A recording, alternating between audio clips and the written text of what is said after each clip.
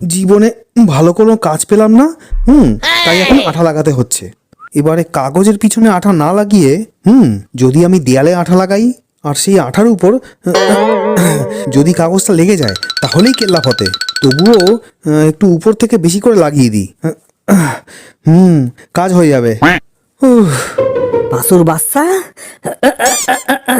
হাতের কাছে তোরে পাই একবার খাড়া। পায়খানাটা তো পরিষ্কার করে এলাম, এবারে এই দরজাটা তো পরিষ্কার, আর এটাও, কিন্তু এই শ্যাওড়া গাছটা, হ্যাঁ এটাকেও পরিষ্কার করে দিই। যাক বাবা, এটা ওটা হ্যাঁ সব পরিষ্কার হয়ে গেল। আঠা লাগানো কমপ্লিট। পারফেক্ট। আর একটাই রোল বাকি আছে। ব্রাশটাকে রেখে ফটাফট এই রোলটাকে শেষ করে দিই, কিন্তু তার আগে একটু কেরামতি। যা শালা পড়ে গেল। বুঝতে পারছি বয়স হচ্ছে। রং মিস্ত্রিটা কার সঙ্গে ভাট বকছে? না একবার দেখি তো।